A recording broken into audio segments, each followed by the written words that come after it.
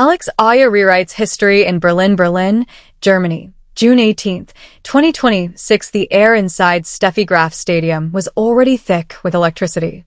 Alex Eala had just done something the tennis world did not see coming. She had walked onto the grass, faced Queen's Club champion Donna Vekic, a player riding a 6-match winning streak, and dismantled her 7-5, 6-4 with a performance that was equal parts courage and craft. She had saved 12 of 14 break points. She had fired 7 aces. She had shown that her grass court game was no longer a question mark. But the real challenge had not yet begun. Across the draw, Elena Rybakina was waiting. World number 2. Reigning Australian Open champion. The woman who had beaten Eala just weeks earlier in Rome, 6-4, 6-3, without breaking much of a sweat. Their head-to-head stood at 1-0 in Rybakina's favor. They had never played each other on grass before. The odds makers favored the Kazakh. The tennis world expected Rybakina to dominate. Nobody expected what happened next. The tunnel. The camera. The clip that changed everything. The cameras in the players' tunnel were not looking for a story. They were there to capture the routine, warm-up footage, focused faces, athletes in their pre-match zone. Instead, they captured something that would consume the entire tennis world for the next several hours. It happened just before Eala and Rybakina were scheduled to walk out onto center court. The two players were spotted standing just a few feet apart in the tunnel, engaged in quiet conversation. There was no hostility between them. There was no awkwardness. There were no visible signs of tension. Eala still had her racket bag slung over her shoulder, still in her practice gear.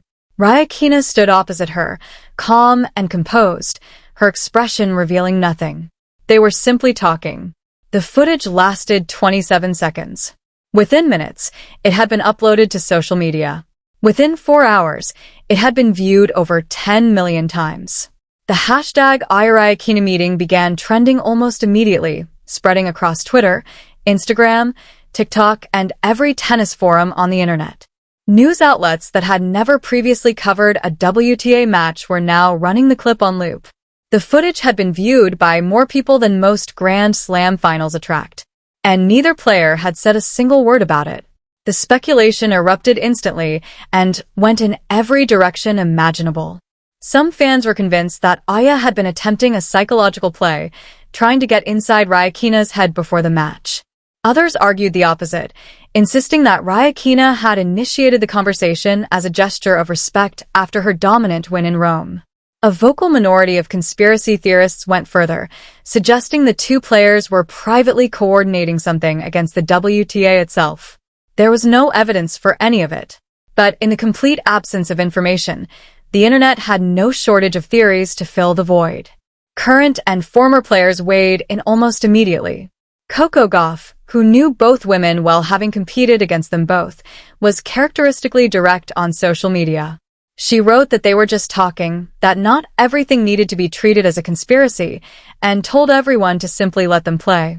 Venus Williams, who was scheduled to partner with Eala in the doubles draw at the upcoming Bad Homburg Open, posted that what happens between players before a match is private and that the fact a camera caught it did not make it anyone else's business. Billie Jean King took a broader view, reminding everyone that the WTA had been founded specifically to give players a voice and that two competitors having a conversation before a match required no analysis from anyone. At 6 p.m. Berlin time, the WTA issued its own response. It was short, measured, and carefully worded. The statement acknowledged that the governing body was aware of the footage circulating online showing Alexandra Eala and Elena Rybakina. It confirmed that the players had been engaged in a private conversation. It offered nothing further. The statement was designed to close the story down. It had precisely the opposite effect. Fans flooded social media with demands for transparency. Journalists began calling the WTA's silence suspicious. The conspiracy theories multiplied. What were the players hiding? Why was the governing body being so tight-lipped? Was there something more to those 27 seconds than two athletes simply exchanging words? From Manila, a fan posted that the two had been talking like old friends and that this was not mind games but mutual respect between two champions who understood what it took to compete at the highest level.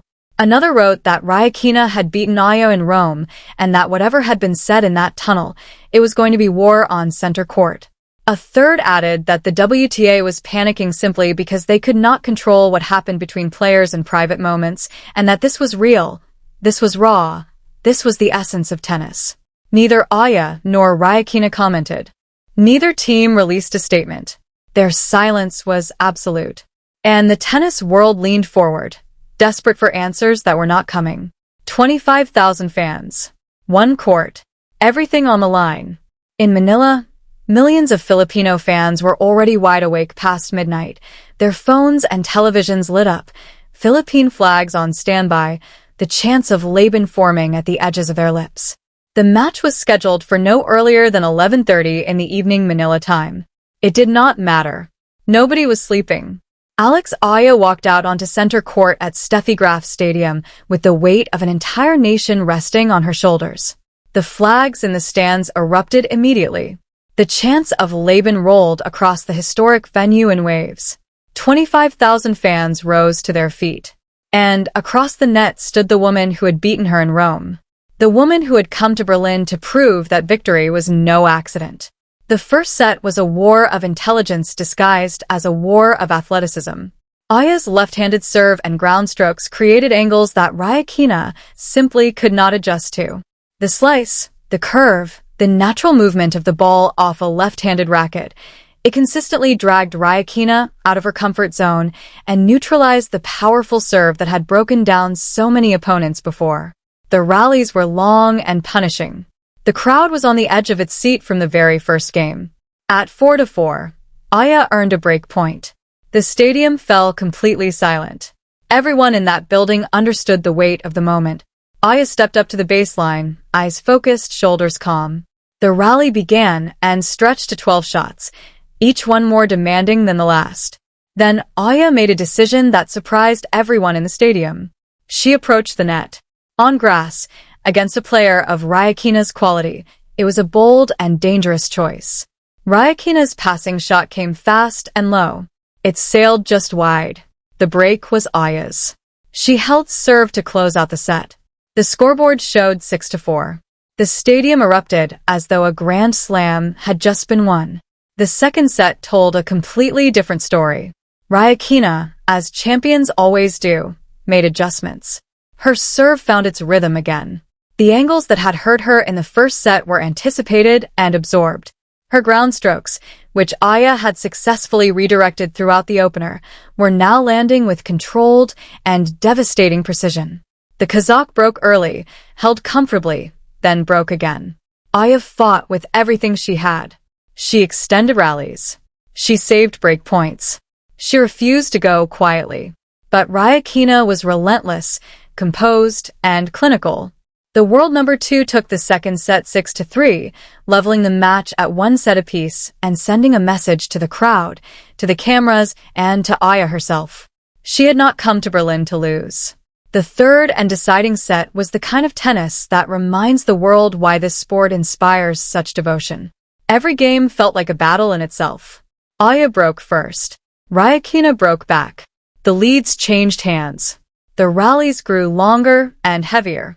The crowd in the stands was barely breathing. The Philippine flags waved with the urgency of a nation that understood the size of what was happening. The chants of Laban never stopped.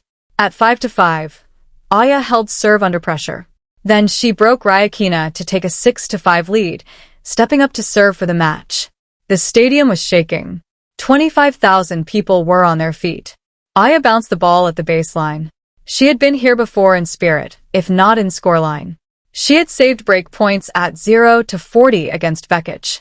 She had signed a medical waiver and walked out to play when the WTA questioned whether she was fit to compete.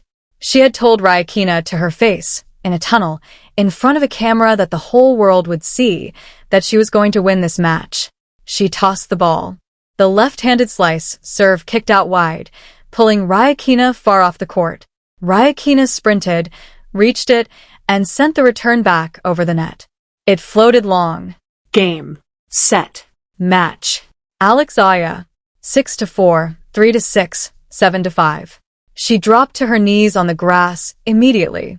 Her hands came up to cover her face. Her body shook. The tears came. Around her, 25,000 people were screaming, waving flags, chanting her name. The sound inside Steffi Graf Stadium was unlike anything that had been heard there in years. A Filipino player had just defeated the world number 2, the reigning Australian Open champion, on grass, in Germany, in front of the world. What she said in the tunnel, the press conference that followed, was electric. Reporters filled the room. Cameras were trained on Aya's face. And eventually, inevitably, someone asked about the clip, about those 27 seconds, about the meeting in the tunnel that had broken the internet. Aya smiled. It was the smile of someone who had known all along that this moment was coming and had absolutely nothing to hide. She said they were just talking. Two competitors who respected each other. That was all it was, she said. Nothing more. The reporter pushed. What exactly did you say to her? Aya paused. She looked at the reporter. Then she answered. I told her I was going to win. The room burst into laughter. Camera shutters fired. The quote ricocheted around the world within minutes, appearing on sports websites, fan pages, and news broadcasts across every continent. It was funny. It was confident. It was exactly the kind of thing a person says when they believe it completely. And she had been right. The 27-second clip had not been a distraction. It had not been a mind game, a peace offering, or evidence of any conspiracy. It had been a declaration. A quiet, private, unremarkable declaration that one competitor had made to another before walking out and making it true. What this victory means, Alex Eala is through to the quarterfinals of the Berlin Open. She has now defeated both the Queen's Club champion and the reigning Australian Open champion in back-to-back matches on grass. She has proven that her game travels. She has proven that her mental strength is not circumstantial. She has proven that she belongs not just in the conversation about the best players in the world, but on the court against them, competing for everything. The tennis world spent an entire day talking about 27 seconds of footage. What it could mean. What had been said. Why the WTA was so eager to move past it. It turned out the answer was the simplest one of all. She had told her opponent she was going to win. And then she had gone out and done exactly that. The quarterfinal is waiting. The next opponent is preparing. And Alex Eala, kneeling on the grass of Steffi Graf Stadium with tears on her face and a nation celebrating behind her, has made one thing unmistakably clear. She is not here to compete. She is here to win. Leben. Always.